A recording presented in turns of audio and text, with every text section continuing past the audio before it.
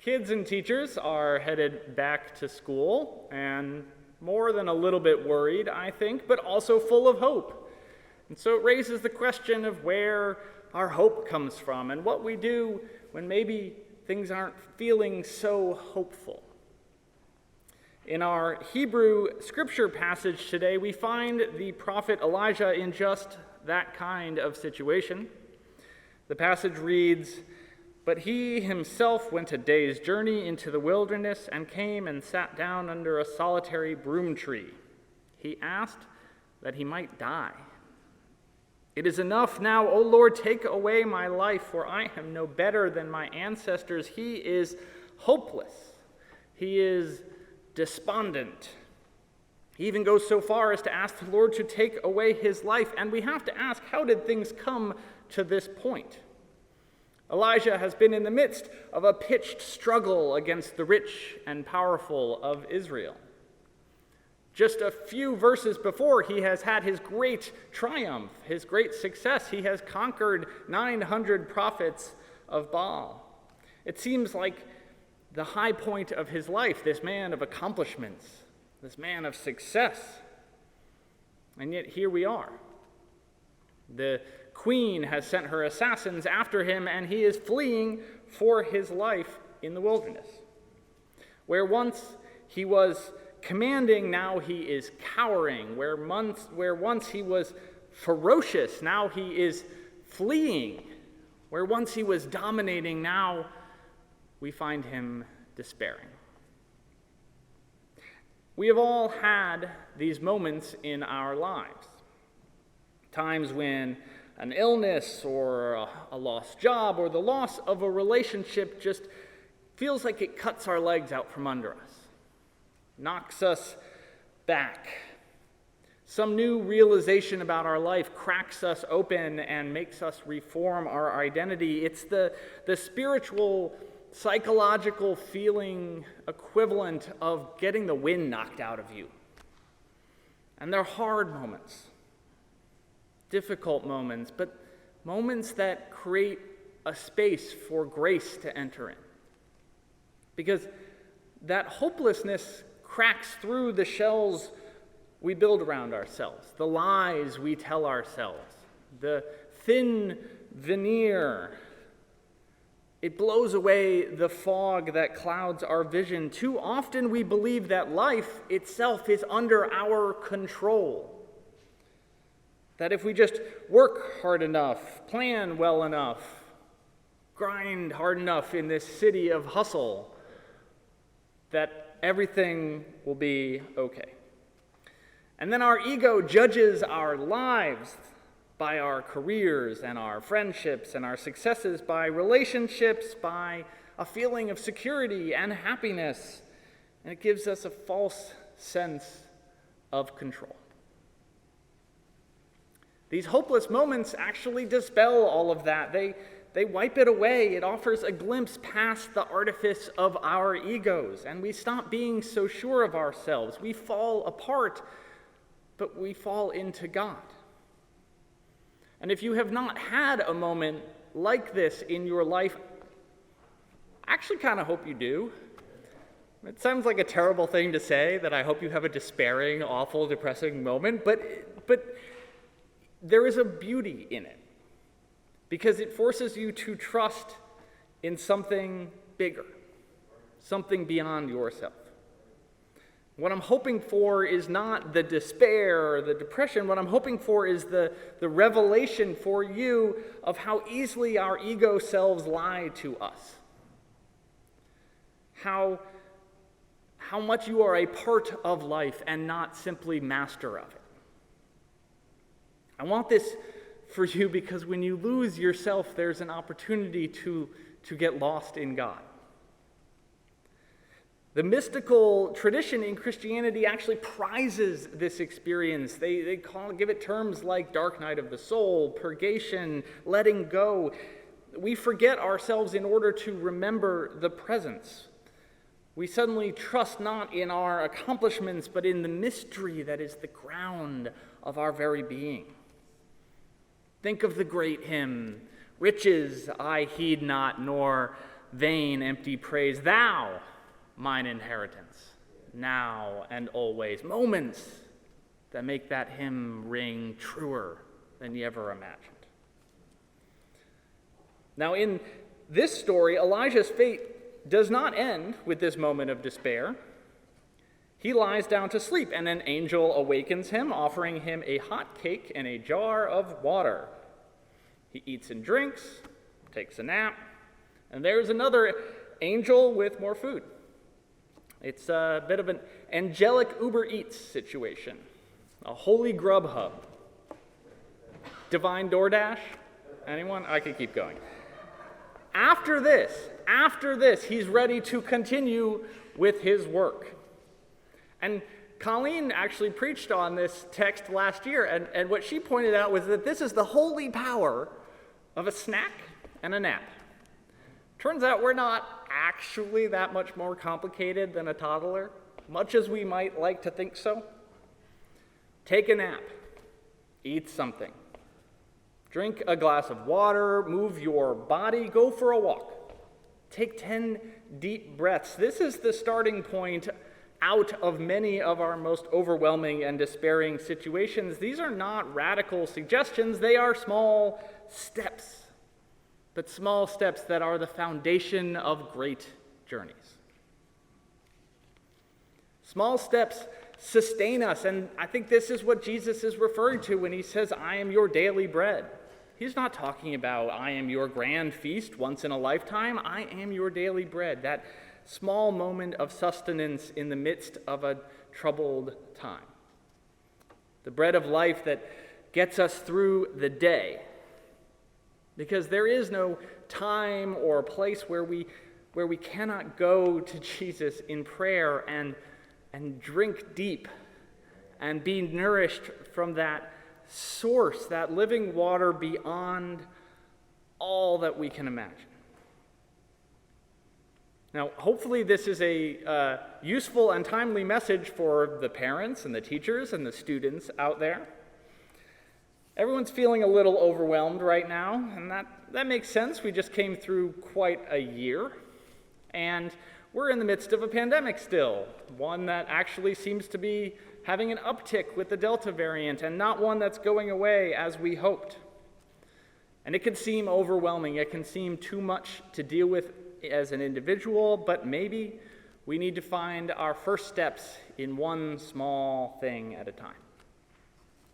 Writing about her struggle to stay calm and collected as a busy mom, Minna Dubin says, I have not yet found the golden ticket to serenity, but I have noticed that when I manage to exercise, make art, and eat healthy food, I have a longer fuse.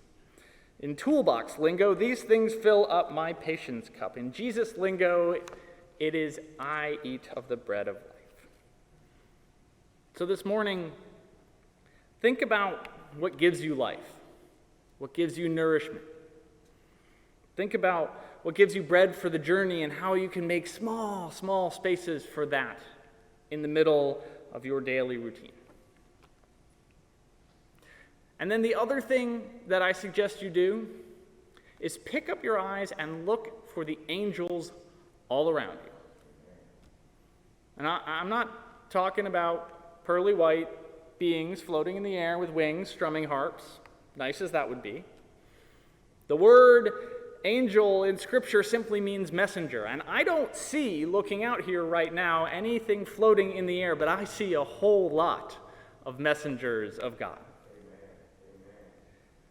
Tough moments like the one that Elijah is going through remind us of the importance of the small acts from people who are around us in our lives. Small gestures from neighbors, from church members, something as simple as asking, how are you, and actually meaning it. Maybe somebody who shows up with ice cream or just lets you vent on the phone, knocks on your door with a bottle of wine. We are called not only to notice these messengers, we are called to be these messengers. One of the hardest experiences we all face is to look at someone we care about and see them going through a problem we cannot solve. Every parent is going to see this at some point in this school year. And the hardest part is to know that even though you can't solve it, you can still be with someone in the midst of their struggle. That's the story of a snack and a nap. We can be messengers of God simply by showing up in the lives of those who are having a hard time. That's actually like how Elijah got in this mess in the first place. So if we back up and add a little context, why is he fighting with Baal? Why is he fighting with the rich and powerful? Well, this whole mess he's in is actually because he's standing with the poor, standing with the field hands and the farmers and the laborers against the people who are seeking to crush him. There was a drought in Israel at the time. The rich and powerful were seizing people's fields and vineyards. They were putting pressure on small landowners and tenant farmers. They admired nothing more than the grand Assyrian Empire with its engines of conquest and its appetite for economic growth. They wanted constant wealth and power flowing up to those already in positions of power, and they had even adopted a god who endorsed that kind of mentality, the god of empire, Baal, the Assyrian god, a god who said this conquest and consumption is blessed. And so, in Elijah's time, as in ours, the climate was in peril. The plight fell hardest on those who were already struggling. It is not the wealthy and the rich who suffer when temperatures skyrocket and crops fail. It's people whose stories we can read about who are sleeping in the dirt because the air conditioning doesn't work and it's cooler in record-breaking temperatures. In Elijah's time, as in ours, there is a contest of belief between a false god of success, achievement, constant economic growth, material prosperity, and a God who wants prosperity, but to start with orphans and the widowed and the landless and the left out. In Elijah's time, as in ours, the challenge can feel so overwhelming as to be hopeless. It would be so much easier if big problems just went away overnight. Just maybe a new relationship, a new job, breakthrough one week at your therapist, some national awakening, a single election, boom, all the problems solved. One grand piece of legislation, all of it gone. And when these quick fixes that we hope for fail to materialize, we have to ask, and we find ourselves asking, is there anything I can do at all? The enormity of the climate crisis has actually produced what experts are calling climate despair or climate depression. It's people just sort of throwing up their hands and giving up hope. It's especially true of young people who are sort of looking down the road at the life ahead of them, people who are going back to school right now, and they're wondering, okay, what are our leaders doing now about the future I am being trained to grow into? Hopelessness, just like Elijah. And you ask those same experts what they recommend to fight back, and they say, yeah, we need radical action, and we need to retool our economy and completely reinvent how we consume and produce energy. But to fight back against hopelessness, what we need are small steps. Monitoring our carbon output, planting trees, electrifying school buses, weatherizing some homes. These are not substitutes for grand action, but they are a cure for hopelessness, and only by curing hopelessness can we embrace the radical change that we need. I was at the beach last week. I'm very blessed to be in the Outer Banks, and my favorite pastime when I'm there is to just walk along the shore. Feel the breeze through your hair, smell salt air, the sand between your toes. And I love walking along and looking for shells. I'm slightly colorblind, so I don't tend to go for like the prettiest colored shells. That's Colleen's job. I tend to look for the ones with interesting shapes. And the ones I love are the spirals. The snail shells or the conchs, the ones that have this beautiful, mesmerizing pattern.